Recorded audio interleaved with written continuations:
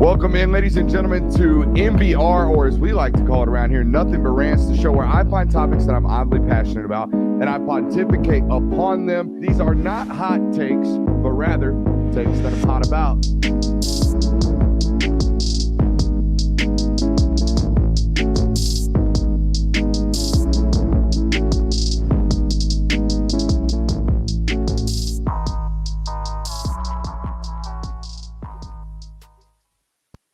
What is up, my good people? Happy Tuesday to you. We are live as usual here on Tuesday evenings at 9 o'clock. We are live all off season, Monday, Tuesday, Thursday, 9 p.m. right here on the channel. You can find us. You know where to find us right here. Tonight, programming a little bit changed up. Okay, typically we do Q&A on Thursday. We've moved it up to tonight. As you can see, we'll also have a little bit of film study at the end. But, you know, with us going out on the trail like we have been, or like we're going to be, Tuesdays have been a natural slot now for Q&A.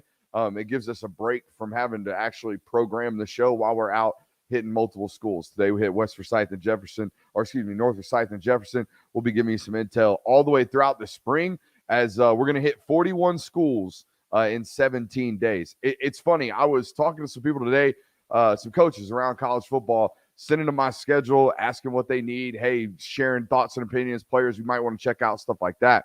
And a lot of the responses I got were like, dang, dude, that's a lot of schools.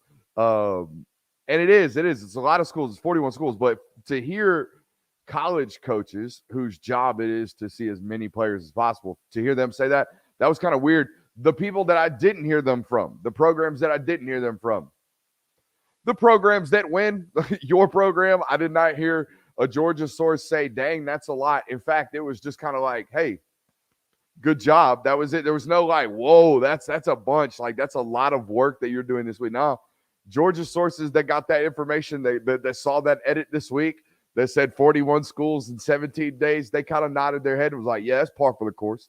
Okay, and if you've been on patreon.com/Brooks Austin and you've been following along and tracking where these coaches have been, as we've been providing the locations and updates pretty much every morning over there on patreon.com/Brooks Austin, you would know that Georgia ain't worried about that work neither. They're out seeing as many football players as possible. So welcome in. Got a loaded show for you guys tonight. Excited about Q&A here on a Tuesday. It is your show, as we always say on the Q&A. I get to decide what I want to talk about on Mondays and Thursdays, or typically Monday and Tuesdays.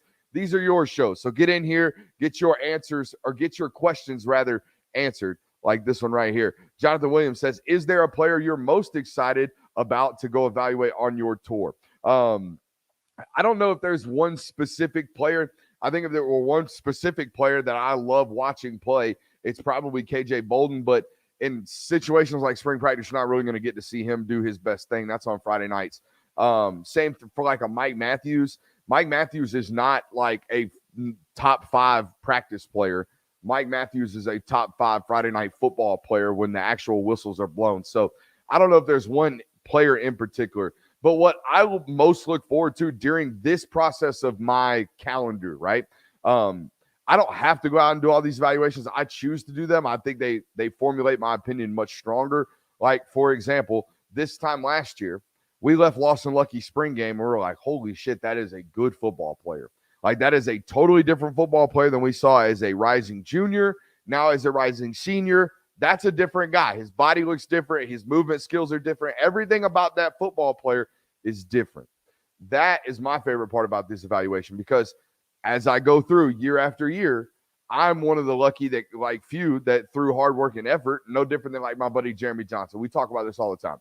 We are allowed, like, we see progression and growth through athletes, right? So I'll see you in November when I catch your one football game that I might get you that year. And then I come back through your spring practice in May.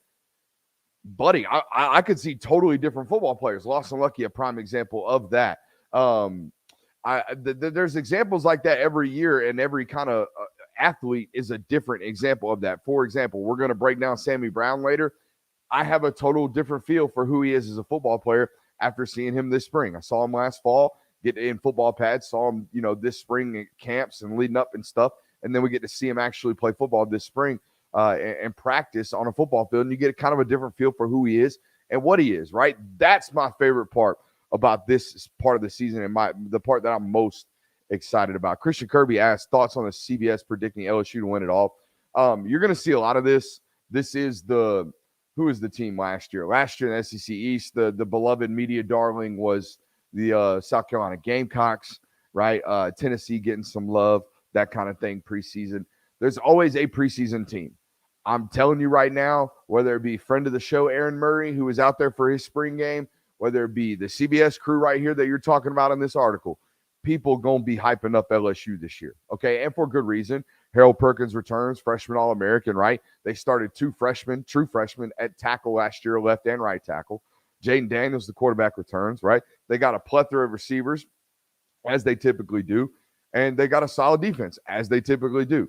That's a really, really quality roster. And by the way, if you were here for what to expect last year leading into the SC championship game, we were like, holy smokes, how did they even get here? So we thought they were phenomenally coached last year when we watched them as well. So when you tack on all of those things, right, experienced quarterback play, weapons on the outside, offensive line continuity and development, right, and solid coaching, solid football coaching, you have an opportunity to win a conference, particularly when Alabama is out here taking Tyler Buckner, the 6-foot wannabe Stetson Bennett, per their reporting. Maybe we get into that tonight. I don't know if y'all heard, but there are Alabama insiders out here saying that Alabama coaches are hoping that Tyler Buckner can be Alabama's version of Stetson Bennett. Guys, that's not good. I love Stetson Bennett to death, but we do not want to be hoping that some new transfer can come in here and be the fourth round, previously walk-on drafted quarterback. That's not good. That's not what you're hoping for, right? You're hoping for this might be our Joe Burrow of a transfer. Not this will be our Stetson Bennett, who, by the way, until he was drafted, people said was a game manager. Okay? People crapped on Stetson Bennett apparently until he won 2 national titles, and now apparently Alabama wants one of those. Like that's a whole turn of the tables for me, even though this is the channel that's been telling you for years he's uber talented. But to hear that kind of stuff coming out, it's probably why you hear predictions like this, or you see rather predictions like LSU.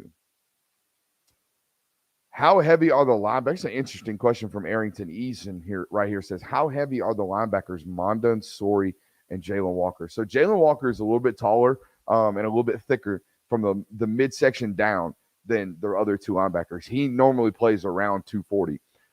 Smile plays around 230-ish, I believe, at about 6'2 and a quarter, 6'2 and a half, pushing 6'3", super long arms. And then JDJ is an interesting one. That one, I would imagine, fluctuates from about 230 to 242, I would say, depending on when you catch him. You're going to catch him in August, he's going to be 238. You catch him in November, or you catch him in late October, right as it's about to get cold, he might be about 240.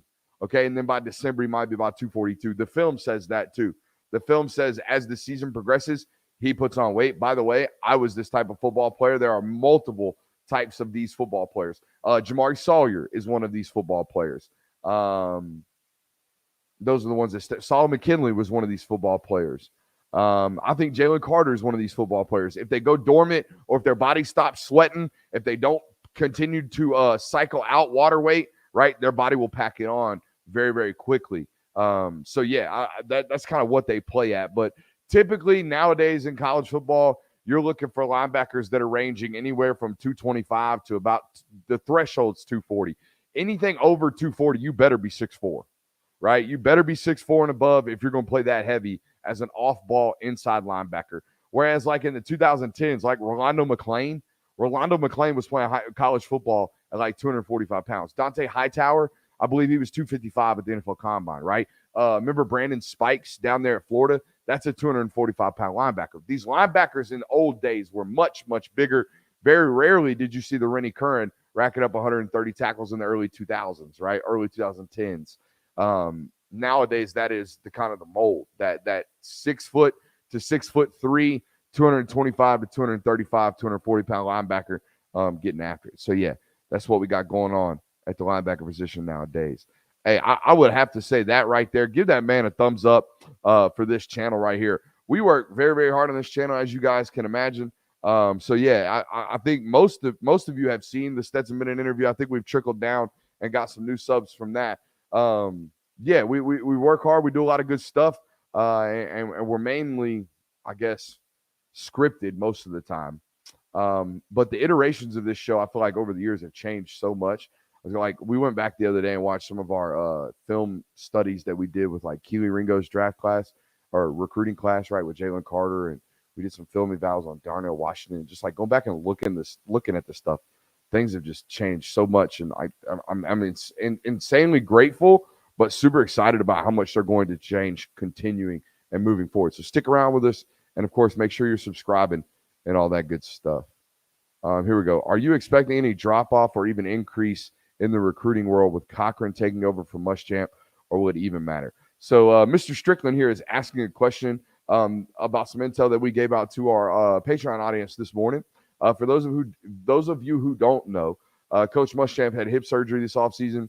Don't know when the timetable of that was, but nonetheless, he's not able to be out on the trail physically during the spring.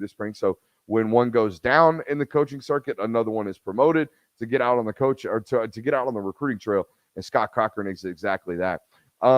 As far as like, do you lose things, pick up things, whatever?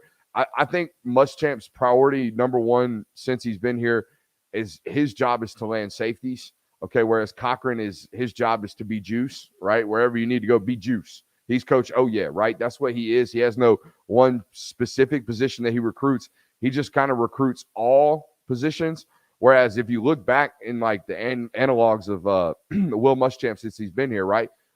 Pivotal in the Malachi Starks signing right there towards the end of that recruitment. Pivotal in the Ja'Cory Thomas addition in that 2021 class. Pivotal in the landing of Jonel Aguero, right? These types of additions were all safety additions, and he played a major role in that, right? I remember talking to Tyke Smith after I can't remember when we got him for media availability, but I asked him essentially like, hey, who played a role in your recruitment? And despite the fact that Jamal Adai had coached him at West Virginia, it was Will Muschamp. So what do you lose and what do you gain? What you lose a safety-specific, a DB-specific recruiting guru. That's what he was great at, even dating back to his days as a head coach in South Carolina. That dude signed J.C. Horn at South Carolina. It's just like, it's an Atlanta kid. Didn't really have business. I mean, that's not the whole macro discussion, but that dude can land corners, right? That dude can land defensive back prospects. That dude can land safeties. You're losing that for a much more versatile and all-around recruiter in the form of Scott Cochran. Was I late for the film study? No, you were not, Cody. Don't worry about it. We're going to hit it at the end. Let that beat build. You know what I'm saying? Let that beat build. Let it get as many people in here as we possibly can, and then we'll rattle off that film towards the end of the show. Which coach or recruit are you most excited to visit on your spring tour? We already kind of did the recruiting thing. I don't mind singling out coaches, like three or four of them off the top of my head. I learn something every time I'm around Sean Calhoun at Colquitt County. I learn something every time I'm around Joey King at Carrollton. I learn something every single time I'm around Coach Fabrizio at Lee County. I learn something every single time I'm around Shelton Felton down at Valdosta from a defensive perspective and just general juice and energy around the football program. I learned something from Coach Niblett up there at Gainesville. There are a lot of great football coaches. I'm super excited to see what Stantavius Bryant and Greg Carswell are doing at Grayson. Those are two guys that I played with in college. Those are two like brothers. Those are like, I went to Greg's wedding. Like those are family members that are now head coaches and defensive coordinators, and I'm super excited about seeing on the 15th as well. So there are a bunch of great football coaches that I just, man, like last year when I went down to Lee County, I did more just sitting and chopping it up with Coach Fabrizio than I did talking to players. And that's probably counterproductive to my job currently, but it's not counterproductive to my soul and my life. Like my soul needs that stuff. Like I can't, if I'm around someone who is great and teaches and is high level at something that I love, I can't help but pick their brain. I can't help but sit down there and talk to them. Coach Nolan today at Jefferson, he was wrapping up practice and he had to go. I was packing up my cameras. He asked me if I needed anything. I said, if you want to just hang around and talk, I would love to do that, man. I'd love to pick your brain. I got to go. We got another workout. That's fine, coach. We'll get going. That kind of stuff. Like I love going out and picking all the brains of these football guys because not only do I envision one day maybe coaching, right? Spoiler alert, I plan to one day coach. Don't know what level, don't know how, but we're going to do some type of something around football while maintaining this machine for you guys. But I want to learn. I want to pick things up from these guys every single chance I get. So yeah, there you go. What? How do you feel about popcorn with chocolate milk? Very interesting question here. I will tell you this. I'm not a chocolate milk and popcorn guy, but I've never even heard of such thing. I am a Tapatio and popcorn guy, but if I'm really like, if I'm at a actual movie theater, okay, shouts out to Bailey Austin, my little sister, okay, she put me on game when she was like 7 or 8. I thought she was a lunatic the first time I saw it. And when I say this, you're going to think I'm a lunatic until you try it. Okay. Go get you a big bucket of popcorn. Get you the small bag of Sour Patch. Okay. Like the normal bag, not the king size. Okay. Put the Sour Patch in the popcorn. Shake the popcorn up. You want about 5 popcorn kernels per Sour Patch Kid. Okay. That's the ratio of kernel to kid that you want going on. Trust me, you're going to come back and be like, damn, Brooks just put me on diabetes game. Because I did. Shouts out. We are hyping up you. I don't know what that means. Which high school programs that you have seen are most like college programs with how they are ran? That's a great question. A lot of them are going to be some of the same programs that I just rattled off. That are run by what I think are college football coaches. I think all those guys that I just talked about, those are college like position coaches. Those are college coordinators. Those are potentially college head coaches if they want to be. Because that's the world we live in nowadays in Georgia high school football. Okay. There is such a high level investment in the head guys. Okay. There are some very questionable assistant coaching tactics when I go places. That's all around. Because most of those are community coaches. It is what it is. There's only so much funds. But the head coaches, them head coaches are well taken care of. And what that means is you get very, very high quality and qualified people to do those positions and be in those roles. So yeah, man, there's a bunch of those programs where I walk around and I'm like, all right, this place is ran like a college program, no doubt about it. Let's see here. I think Klesko asked me a good question up here. What is the best part of the Film God Discord community for you? Best part for us subs? So the best part for me, I think, is kind of like having a free-form place, right? There's not like, I prefer it that way. I don't like skipping through topic threads. Not that I've ever had a forum, but I like the idea that it is constantly free-flowing. You can come in any type of different conversation throughout the day. I also like that type of environment. I think it provides a level of vulnerability. We live in a world where men don't really talk about themselves or talk about their feelings or have an ability to share their thoughts or opinions with other men and be accepted. I have found in our Discord, not to get super deep, but our Discord, I have found lifelong friends. Okay. Friends have found friends. Okay. I have found people that I can confide in, right? Outside of all the Georgia football talk, like that place on game day is where everybody migrates. The game day chat is insane. It is the whole day. Okay. During the season, the chats in general are all day long. But to me, my favorite thing about that, and it's part of the reason why I don't know if I said it today. I mean, forever is forever, but I don't know if I'll ever leave because of the relationships and because of the community that we have built over there and because of how special it is to me. So that's my favorite part about it. I think the best part about it for the subs is it's just a completely different package of intel, information, vibes, different things like that.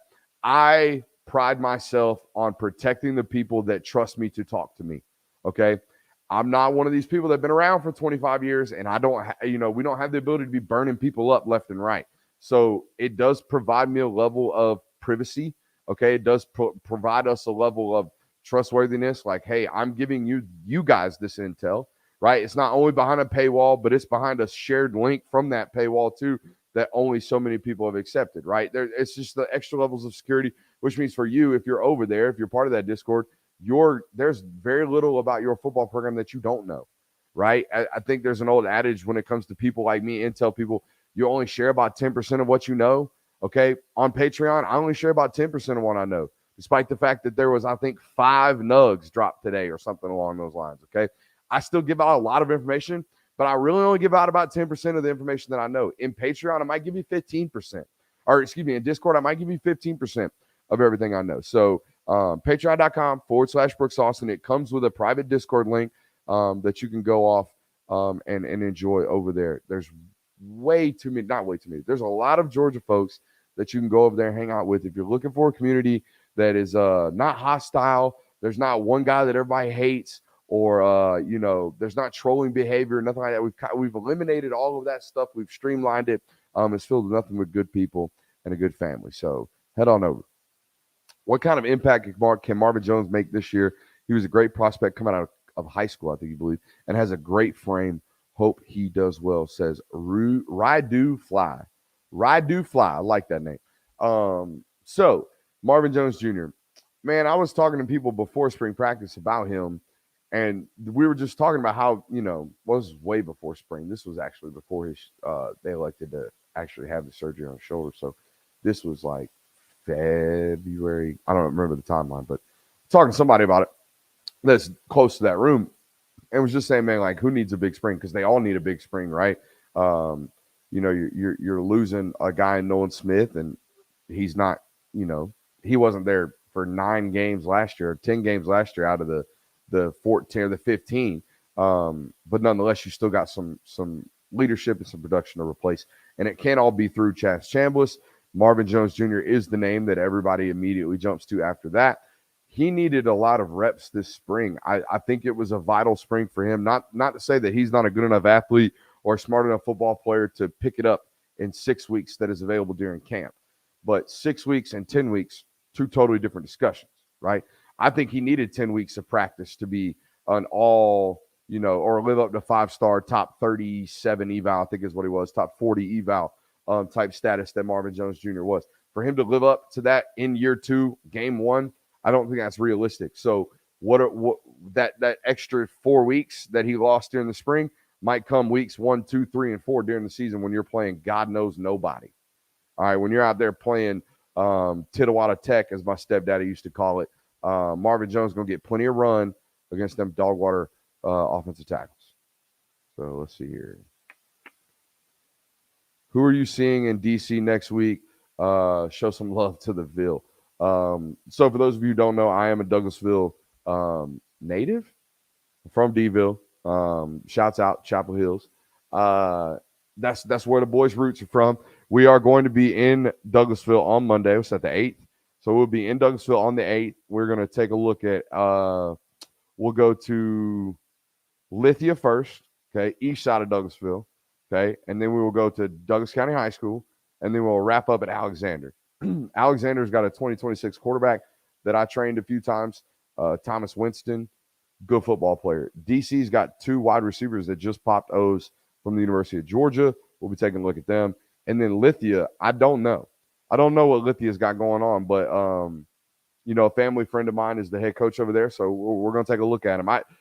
It's not about who's getting recruited by Georgia for me. It hasn't been like that anymore. It stopped being like that, I would say, this time last year. This time last year, I was laying in bed, and I was like, you know what? You should go see as many football players as you possibly can. To hell with the Georgia board. Okay, there's only so many of them in the state anyways. Okay, what are you going to do? Go see 6 high schools in the state of Georgia and only see 6 players, and the rest of the board is filled with Alabama players and Mississippi players and Florida players and California players that you can't afford to go see during the spring anyways? No, that's not your job. Or it's not a reasonable way about going to do your job. So what's your job now? What do you want to title yourself with? What do you want to task yourself with? So I tasked myself with seeing as many football players as I possibly could. So Douglasville, I don't know who I'm going to see at Lithia Springs. We coming to see you. And you know what? We may leave with the next one. You know what I mean? I'm not known for discovering football players. I'm known for being the film guy. But the film guy very, very often discovers football players. Shouts out West Lawrence. All right. So yeah, nobody in particular that I'm going to see, but there are some few names on the list that I already need to be paying attention to. All right, we got some multiple questions here. Players get bigger, stronger, and faster. How many years back do you estimate that most of the players top players would not be elite now. I know that some differences are from different play styles. Okay, so what I think Marion Campbell is saying is players get bigger, stronger, and faster. Which players from previous generations might not be elite now? I don't know if previous. I am of the belief that the 5 stars that were 5 stars in 2000 would look like the 5 stars that are 5 stars now in 2023. And here's my recollection on that, or my reasoning being for that. Terrence Edwards looks nothing, even now, his bone structure, his muscle structure looks nothing like the 5-star wide receivers that come out. He looks nothing like Jeremiah Smith, that avatar down there from, he didn't even look like that when he was in the CFL or when he was in the NFL. He did not look like that. The muscle density, the just physical stature alone did not look like Terrence Edwards.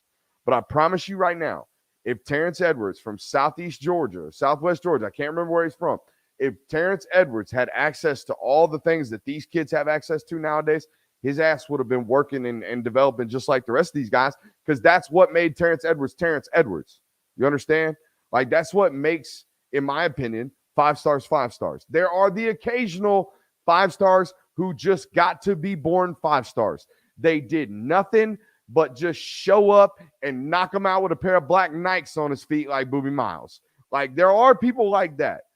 And there always will be. There will always be people like, I listened to Dan Orlovsky. He was on Dan Levitar's show the other day. And they asked him, they said, Dan, you're known for eating like an animal, like eating like a machine. All you do is eat grilled chicken with no sauces, no seasonings, no nothing. Just a grilled, steamed chicken patty, and you just eat it. You know who else is like this? Your friend, my friend, Josh Pate.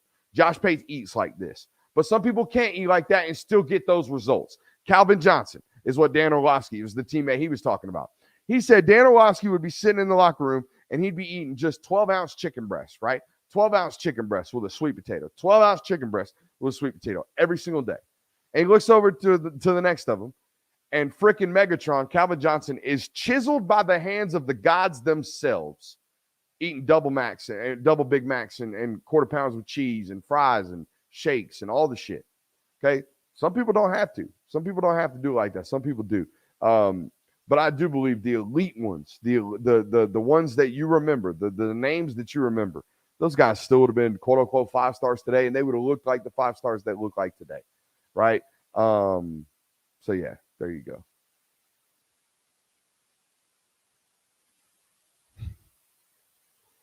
Some of these quotes I would have read back in the day, but we just, or some of these questions we would have read back in the day, but we're just not anymore. We're just too big. Too big to be joking around that much nowadays. Sammy Brown committing to Georgia. Don't know. We'll find out. What did you think about Warren Brinson and Kristen Miller's show? Please talk about Kristen's progression and your opinion of his potential in 2023. Ask my boy Stick D's. Gonna be honest, keep it 100 with you. Shouts out to the Players Lounge. Did not watch Warren Brinson's episode with Kristen Miller. Maybe I will. Maybe I'll have time. Don't look like I'll have time the next 16 days. So I barely have enough time to be a dad right now, let alone mess around and get into some YouTube wormholes. So back to the Warren Brinson discussion. Didn't watch it. Kristen Miller's development. I tweeted about this the other day, right after the spring game, after watching film. And I think we talked about it a lot in our film evaluation of the defensive line. Kristen Miller, to me, was my guy coming out of high school, not only because I got really close to that football player during his recruitment. We shot his commitment video. We kind of I was the first one ever to do a player profile on him when he was 15 years old. Kristen and I were pretty close in his recruitment, got very, very close to him, and I got to understand who he was as a human and what made him tick and why he was going to be successful. But more importantly than all that on the football, outside of the character, the football field, what made him a quote-unquote my guy, quote-unquote 5-star, a guy that I told my bosses that then at that time in the recruiting end of things at SI that we might not run nowadays. But anyways, on the recruiting end side, I would tell people that, like, hey, if you don't put Kristen Miller in the top, not the top 100, if you don't put him in the top 50, I'm going to be upset. Like, this is a top 50 football player in the country. And the reason I believe that is because he's 6'4", 300 pounds, and he's got one of the most elite first steps you will ever see. That dude's ability to get off the football when he knows what he's doing and he's playing free It's unstoppable. You will not block it, and I think you saw it a lot in the spring game.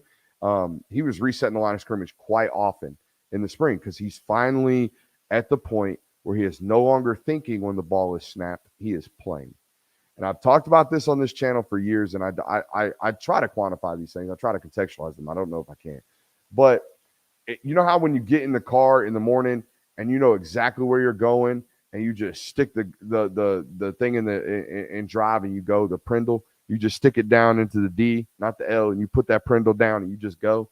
Okay, whereas opposed to you get in the car with the wife and the kids and y'all going to a new place and it's like, hey, are the kids buckled up? And hey, do we have the GPS and the address to where we need to go? All that good stuff. And then you finally pull out of the driveway. Well, that's basically the equivalent of not knowing what you're doing as a defensive football player. Like if you don't know what you're doing, if you don't know what you're reading, if you don't know what your keys are, if you don't know where your landmarks are, if you don't know any of that stuff with 100% certainty, there's like a full half a second. We can see it on tape. It's very obvious that you're just not getting off the ball because you're trying to see what's happening in front of you instead of reacting to what's happening in front of you. And that's the development. That's the step that's been taken. Hey, hit that button, hit that like button, subscribe if you haven't. That's damn good stuff right there. That's damn good stuff. All over the boards from our boy Marion Campbell, and shouts out to the Rooters. Thoughts on Collins Hill and Mountain View's football program, elite or average? You know, I don't really like making like overall statements about programs in and of themselves. If you want me to talk about individual football players, we will. I'm not going to, do overarching themes about individual programs. But here's what we are going to do. We're going to break down some Sammy Brown film. We got about 150 people in here right now. Hit that thumbs up button, smash it, let them hearts fly, do all that good stuff. Let's shut up. Let's grind some tape. Actually, we're not even going to do that first. First, we're going to watch Sammy himself. Got my butt up this morning, went out to Jefferson High School. At the end of practice, Sammy is running track right now, so he's not really practicing. You're going to hear us talk about that. But I spent about 3 minutes with Sammy, and if you haven't watched this, it was originally debuting on Dogs Daily today, about 10 o'clock this morning when I got home and released the article. But I figured, hey, why not? We got a massive YouTube audience. Why not let you guys see it now? Sammy Brown. Brown just wrapped up, second day of spring practice here for you, but you're in the middle of track practice or track season right now, right? So not really a full go for you this spring, but what are the track times looking like this spring for you? My fastest 100 right now is a 10.80. I'm trying to get down 10.7, maybe even a high 10.6. So we'll see what happens. We got sectionals this Saturday, and it should be really, really competitive. I think your brother Max told me you ran that 10.8 in like the freezing cold rain. It was cold and wet, and it was bad. It was like really 30-degree weather, and you're out there running 10.8s. But you've been running probably like 10.5, 10.6 in practice. Is that what you think you might end up laying down this spring? I hope so. The school record is 10.55 set by Malachi, and I'm coming for that either this year or next year for on track. So that's the goal. That's what I'm going after. We'll see what happens. All right, well, we don't have much time. Let's talk football right quick. Just a couple of schools. Let's hammer out who's been talking to you the most. As the recruitment narrows down for you, who are you kind of looking at closely right now? I've kind of narrowed it down to 5: Tennessee, Clemson, Georgia, Oklahoma, and Ohio State. That's the officials I have set right now. So that's kind of the 5 I've been focusing on. All right, so big summer coming up for you with those 5 schools. Let's talk about Georgia in particular. How's that relationship been going? That's probably one of my best relationships. Coach Schumann, Georgia offered me my spring of my freshman year, so I've been talking to Coach Schumann for almost 2.5 years now, and so that's just been a really good relationship to have and just keep building, and he's a really good guy and a really good coach. I think he's 8 for 8. The last 8 football players that have played for him at the inside linebacker position at Georgia have gone on to the league and played in the NFL. When you see that type of success, particularly in the draft, what do you think about that? I think that just speaks volumes of the coaches, not only Coach Schumann, but the whole defensive staff, just bringing in these very talented players and then developing them to go out and go into the draft, like you said. Let's talk a little bit about Clemson. What's that been like over there with those guys? It's another really strong relationship. Coach Goodwin and Coach Sweeney have been there. I mean, even before I got the offer, have just been a really strong relationship with them. They've got a really good culture, and they've always been historically good on defense. It's a little interesting for them with their recruiting strategy. They kind of offer late, but they show interest obviously early in your recruitment. Does that matter to you when you get the Clemson offer because they like you anyways? No, it doesn't really matter to me. It's just kind of them upholding their own standard of not offering too early just in case something happens. But like you said, they show interest. It's not like they don't show interest or anything. It's just the matter of getting that offer later. Absolutely. Let's talk about the Volunteers real quick. How have they been managing to sneak into this recruitment? Not necessarily sneak sneak into it, but not necessarily one of the recruiting powerhouses for a top 20 player. I think the biggest thing about them is just how much they've been able to turn around in the past 2 or 3 years with Coach Heupel coming in. He's done a great job of turning that culture around and developing that into a really, really good school. Who's been handling your recruitment from the Tennessee's end? Coach BJ, and then I've talked to Coach Heupel a lot too. Good, man. You're looking forward to when are your dates? Just last question. The last weekend in May is Tennessee, and then Clemson 1st of June, Georgia 2nd week of June, Oklahoma 3rd week, and Ohio State the last week. And trying to have everything wrapped up by the time senior year starts? I think kind of the first week of July is what I'm shooting for, just to get it over with and focus on that senior year, like you said. Absolutely, man.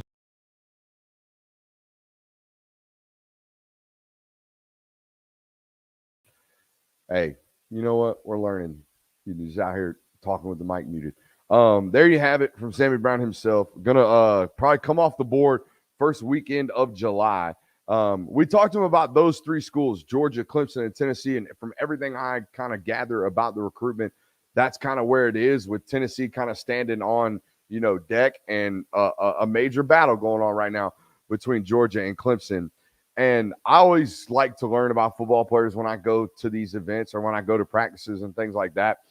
Didn't get to see Sammy actually practice today in terms of like hit or get hit, because he's in the middle of trying to win a state title in track. So didn't get to see him do anything really other than like routes on air and team on air. So Sammy, and I don't know if Jefferson did this on purpose. I mean, it was the second day of practice. They might have been doing Team O and Team D on air anyways, but I would say a third of the practice was on air just so Sammy could get reps, because Sammy's kind of like he's the offense. Like, he's the offense and the defense kind of, because he's a top 30 player in the country. So I always learn about these football players. The thing that I learned, obviously, about Sammy wasn't watching him today. It was talking to his brother, Max Brown.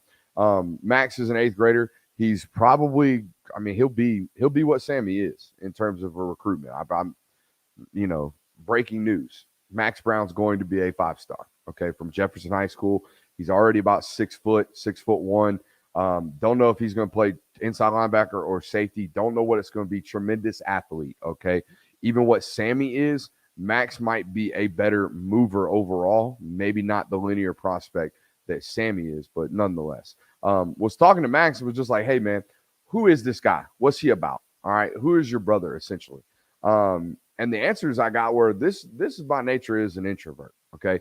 Sammy Brown by nature is a guy that prioritizes football, lifting weights, eating right, and Minecraft. That's about it, all right? Ain't no nonsense, ain't no outsides, ain't no nothing. It's just that. So when I hear things like that, I think of 3 schools. I think of Clemson, Georgia, and Alabama, and he ain't really interested in Alabama. So those are kind of the reasons why I think it's narrowed down to that.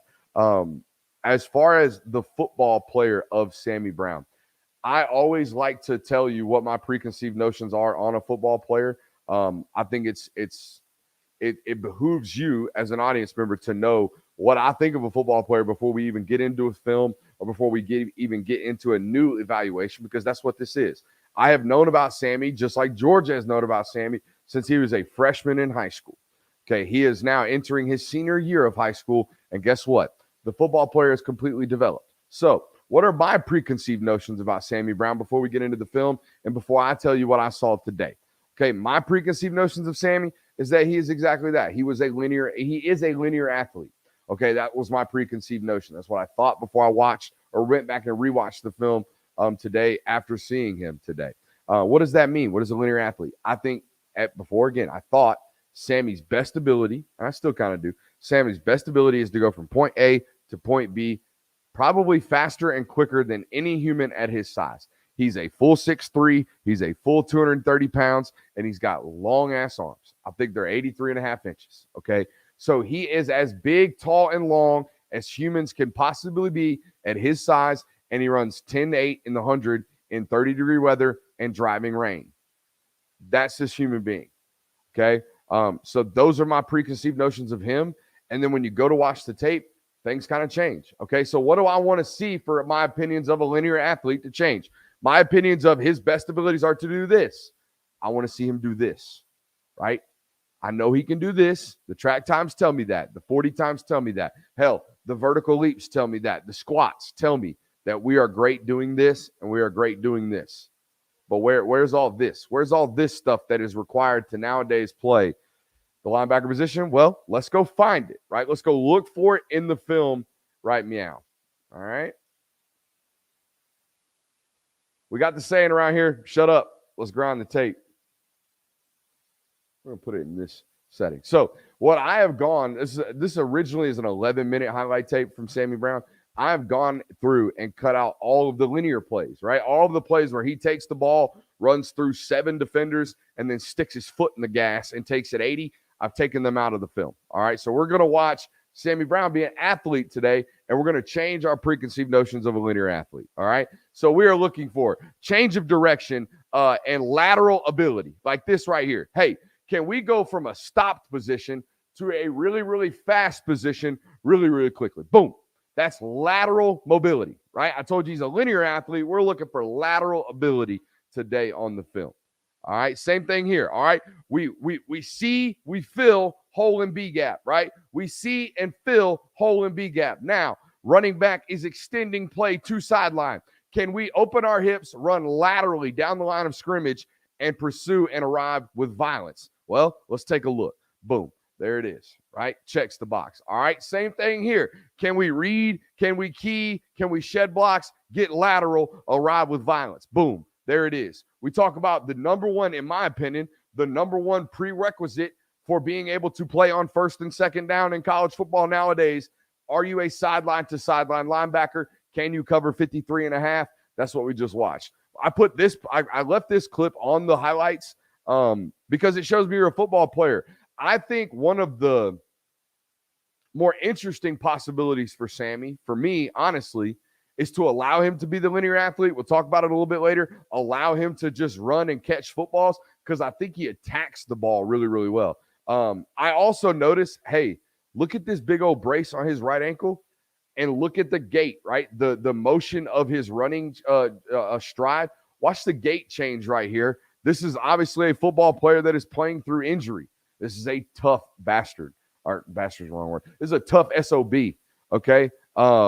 This is a guy that plays football and plays football hurt, plays football banged up, does all that time, does all that stuff. 2-time state champion in wrestling. Now, this might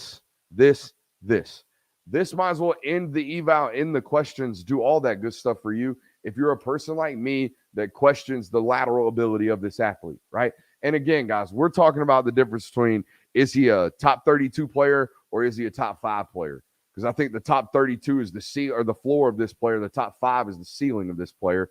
That's what we're trying to differentiate tonight. Not whether or not this guy's a take. Every player, every country, every program in the country should want this player. That is not the discussion.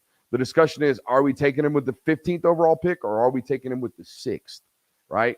Okay. This right here, reevaluate, right? Go back, change what you think about the athlete, change what you think about the position player. He's going to open, right? Now he's going to flip his hips, come back towards the camera, right? Locate the number 2 receiver, okay? Rotate with them, keep hands on. Now locate the football, disrupt the play, dislodge the football, create a turnover. Now I'm going to replay this because as I went back and as I'm watching him walk off like a stealth ninja, okay, I see a Georgia player here.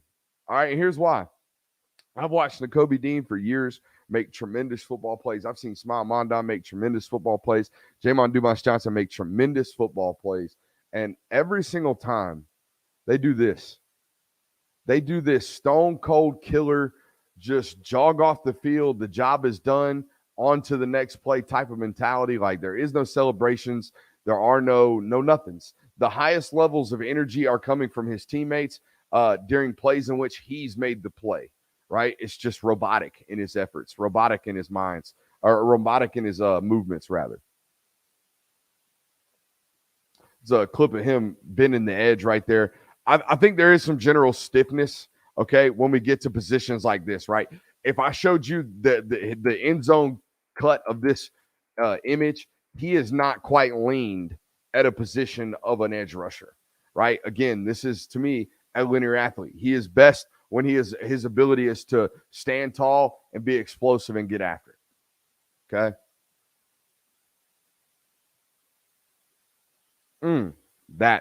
This was the other thing. Hey, change the direction, and will you be able to play Mike, or will we have to play you with Willie? I right now think he's going to come into Georgia or wherever he goes, Clemson. This is not me tipping a pick, by the way, guys. I don't know where this kid's going. He don't know where he's going. I do not know where this kid's going. But if you come to Georgia and you're going to play Mike, you better be able to shed blocks, right? You better be able to strike with the butt of your helmet, with the screws of your helmet, and shed blocks. Check this out right here. This is what we're talking about. Strike with the butt of your helmet. Boom. Strike with the butt of your helmet. Press out. Shed the block. Okay. And then get in violent again on the tackle. That's what it looks like. That's what playing linebacker in the SEC nowadays looks like. And we can take that from his high school clips. I also think this is a relatively instinctual football player. Okay. I showed you clips of the spring game of Dumas Johnson, Raylan Wilson, kind of getting beaten by this Dover route, right? Getting sucked in by the run right here, just like Sammy's doing. But this is the elite athleticism, right? The ball has yet to be thrown. He locks eyes on the Dover that he might have been a little closer, or should have been a little bit closer to originally. Maybe he shouldn't have bitten down on the play fake. But nonetheless, the wherewithal to turn his head around, find the deep over, locate it, and then pursue it and knock the ball out. That's a football play, right? It's a 5-star football play from a 5-star football player, and that's an instinctual play from a 5-star football player. I think the ball skills are really, really good. I do. I think the ball skills are really, really good. I don't know. I don't really have a player comp. I seen Drew Sanders. Drew Sanders is way too easy of a player comp for me. I was thinking maybe like a Quay Walker, because he is a bit knee knocked. Okay. And that's okay. There's great linebackers that are knee knocked. Quay Walker is a knee knocked linebacker, right? His knees are inward. Okay. If you look at his knees, they sit like this. They do not sit like this. Okay. What does it mean? Nothing. Doesn't mean anything. It means they have to win in different ways. And Quay Walker's been able to do that. So these bigger, longer, taller, rangier inside linebackers, they kind of are of today's mold. That's what people are now moving toward, not only in the NFL, but in the college ranks too. So yeah, that dude, that's a guy. All right. What I don't know is where he's going to play. I don't know if he's an inside linebacker or an outside linebacker. For me, for my money, if you are 6'3" and above, if you are 235 pounds and above when you're 17 years old, we better figure out how to rush the quarterback. You know what I mean? We better figure out how to rush the quarterback and get after it, because there's no telling. Sammy Brown might be 255. He might be 252. He might be 260. I don't know. We don't know. We don't know what the ultimate inclination of that human being is going to look like. But you would imagine he's only going to get bigger, and he's about as big as inside linebackers come right now. And like I was telling you, I think his best trait, he is as big, tall, and as twitchy as any human I've evaluated at that size. 6'3", 235 pounds, running 10.8 in the rain. That's stupid. That doesn't make sense. Squatting 600 pounds, power cleaning 385. Like, these things are not metrics that normal human beings walk around with. I'd put his hand in the dirt. I'd say all you got to do is get to that quarterback's back hip as fast as possible. And if you do it 4 times today, you're going to make $100 million. That's what I would do. For Brooks Austin, for the Film Guy Network, we'll see you Thursday. Don't know what we're going to talk about, but we'll have something for you. I love you. We'll see you next.